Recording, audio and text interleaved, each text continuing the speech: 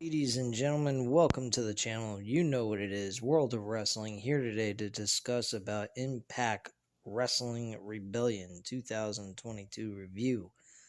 I gotta say this show was pretty decent. Not a bad little pay-per-view. I have to admit though that this show should be in front of larger crowds. That I will admit. That's the one downfall about Impact Wrestling. Back when they were TNA, they'd perform in front of about 4 to 5,000 people for a major pay-per-view event, such as like Slammiversary, Bound for Glory, Lockdown even. Now, they never seem to be able to have that ability to do that, I guess because of finance reasons and so forth. So that's kind of troubling. The crowd was kind of dull in certain parts of the show when it didn't deserve it. But yeah, as you guys may be asking yourselves, why ain't I live? Well, last night there was an issue with the live stream, so I couldn't do it right after the show went off the air on Saturday night. So I am doing this tonight instead of early nighttime of today, simply because of the fact that I had family that wanted me to come over, have some dinner, hang out, and whatnot. So I wasn't going to tell them, no, I'm not coming. I don't want to spend time with family. Watching Impact Wrestling pay-per-view is more important and doing my review. Yeah, unfortunately, Impact Wrestling is not the important promotion on this channel. As you guys can tell, I don't do too many Impact Wrestling reviews. I'm trying to put this into my daily schedule for the week, but my weekly schedule. But unfortunately, I mean, it's not exactly the biggest thing in the world, guys. I mean, I'm not going to go out of my way, but I'm going to keep trying to, involve Impact Wrestling into my work schedule on this channel. I know there's some of you that really enjoy Impact Wrestling, and I can see why. They tell good stories, especially with Josh Alexander and Moose. I've stated this before leading into this pay-per-view. And I gotta say, they did an excellent job in this main event. I enjoyed what they did here. They told a good story. Mid portion of the match was getting better. Beginning portion, it was okay. Wasn't all that great, but it was all right. But I have to say that the match at the end was fantastic. They were telling a great story near the end. They also were involving Josh Alexander's family and everything else in between. So they were really telling a good story. They had Josh Alexander's wife, his son. His other son is a toddler, so he wasn't going to have him there, but he had the oldest one who looked like he was about 4 or 5 years old there at the event.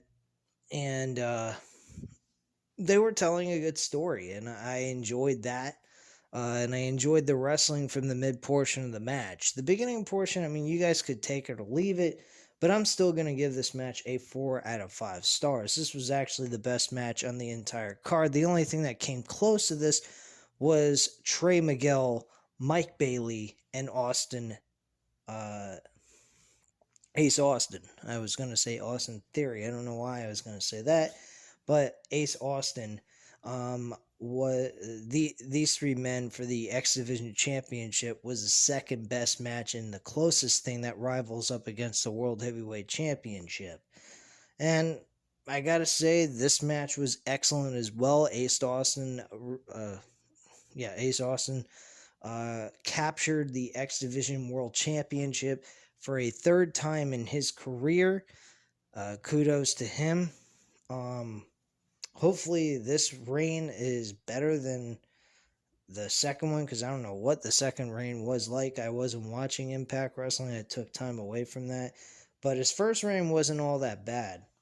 But bottom line, This was a good match. I enjoyed this match as well. This is another 4 out of 5 stars, but not as good as the World Championship because of the story that was being told within that match. This match was just strictly wrestling based. Storyline wise, there was nothing really all that important going on here. It was just strictly all business and about the championship they were competing over. Another match that took place was another triple threat match, which really was weird. This actually opened the show.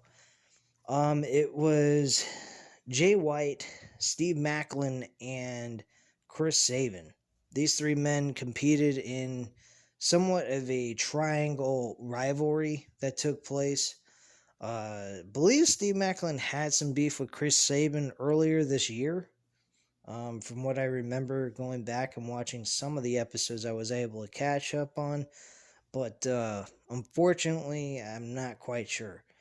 But yeah, Steve Macklin actually picks up the victory here. He was the least favorite I had in this match.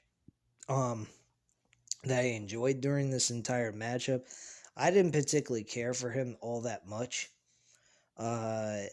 Jay White and Chris Sabin really made this match to me. I think they did an excellent job. Steve Macklin is really not that big of a deal.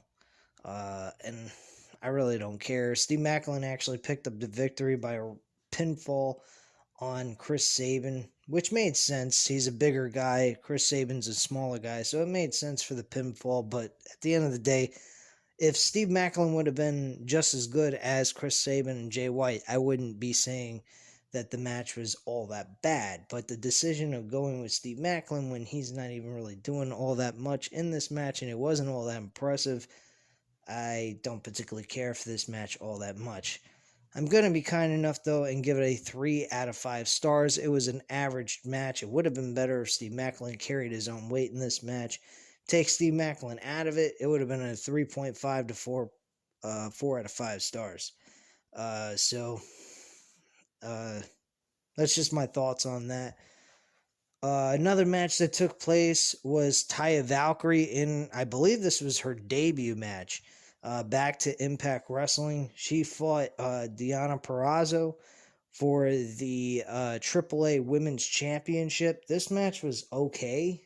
I wouldn't say this was great, but it was a decent match nonetheless. Deonna Purrazzo loses the AAA Women's Championship by Taya Valkyrie's finishing maneuver, which I believe is Valhalla. I believe is the finishing maneuver, is what they call it. But yeah, she ends up picking the victory up with that move and gets the 1, 2, 3 at the end of this match. So she is now a AAA Women's Champion. More than likely, I got a good feeling they will have her and Tasha Steelz compete for the Women's Championship in Impact Wrestling, their Impact Knockouts Championship, and I think Taya Valkyrie will be the one to dethrone Tasha Steelz. Speaking of the Women's Championship, Tasha Steelz and Rosemary competed over the Impact Knockouts Championship. By the way, going back to the women's match for the AAA Women's title, I would give that a 3 out of 5 stars as well. The next match after that, well, not next match after that, because I'm not doing this in order. I'm kind of jumping all over the place. Is Tasha Steelz versus Rosemary. Tasha Steelz versus Rosemary wasn't a great match in my opinion. I think Rosemary has lost a step or two. I think if she lost some weight, she'd do better in the ring. I think they both were looking like they were completely exhausted. Tasha Steelz looks like she has terrible cardio. Same with Rosemary, because by mid-portion in this match, they were just huffing and puffing, just trying to get through this match and moving at a very, very slow rate. Not to mention the cameramen really fucked up. I think the person who was running production on this match did a terrible job. You could clearly see the referee giving Rosemary some kind of material in her hand, and the moment she crawled up to the corner, her Tasha Steel's manager comes up trying to do something to Rosemary, and she ends up spitting green mist in her face, which more than likely was the item that the referee was handing to her. So she just spits it out and gets in her face, which gets the manager of Tasha Steel's off the apron and makes this a fair match again. But the referee could clearly see this taking place, which absolutely made no fucking sense. And why this wasn't a disqualification, I have no idea. But then again, she wasn't spraying the mist in the champion's face, she was spraying it in the manager's face, so technically she wasn't part of the match, so it wouldn't even count. So I guess that's the only real reason why you didn't call a DQ on that. At the end of the day, though, Tasha Steelz retains her women's championship, connecting with her finishing maneuver and getting the 1-2-3. Overall, I'm giving this a 2.5 because of the poor cardio that these two women displayed in this match. Rosemary wasn't all that impressive. Like I praised Rosemary before in my previous videos when I've done reviews on Impact Wrestling when she's performed. But in this match, she wasn't impressing me at all. I think she needs to hang it up or get herself into shape because she did not look good in this match whatsoever. And I don't even think this match went but a total of 15 minutes anyway. So I was really disappointed in her performance in this match. The next one of the other matches was a this was a brutal matchup. This was the 8-man tag team elimination match. This was basically their version of a gauntlet match for the tag team titles. Violent by Design were the current tag team champions and retained the tag team titles regardless of the fact that they had 7 other challengers. Now, granted, they were the last team to come out in this tournament, or not really tournament, but gauntlet. So they had a clear advantage of winning. But during this match, there was technically a disqualification with Honor No More, where they did an attack on whatchamacallit, on shit, I forgot. On I think it was Rhino and Heath during this point, and they kind of like cheated. They had whatchamacallit, Kenny King and one of the other guys, which I forget his name. He has the cornrows and all the tattoos all over himself. He and Kenny King attacked Heath and Rhino from behind, and this eventually led to Michael Bennett and Matt Taven to finally enter into the match. But the referee clearly saw that there was a distraction and also an attack performed on Rhino and fucking shit. I'm sorry, guys. I'm completely tired. I've had a long fucking day. Besides just watching 3 hours of wrestling just now and spending an entire day cleaning my car and running around with my family, I'm fucking beat. So excuse me if I sound tired or fucked up. It's like 11:30 at night right now. But yeah, they attacked Rhino and Heath, and they were eventually the the Honor No More were eliminated from this match. And then we had oh wait, I'm sorry guys. Good Brothers were the ones attacked by Honor No More. And then they were beaten by Honor No More to be eliminated, which led to Rhino and Heath to come out and eliminate them. And then Violent by Design at the end of all this got the victory over Heath and Rhino. So that's basically what happened there. As you can tell, Impact Wrestling has a tag team division. I mean, they had 8 teams come out.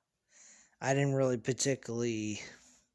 I will admit, I did skip through most of this simply because of the fact that it was extremely long, the longest match on the entire card, and it was getting late. I didn't get home till like 9 o'clock, so This match, majority of it, I did kind of skip, so I can't give you a solid review on it.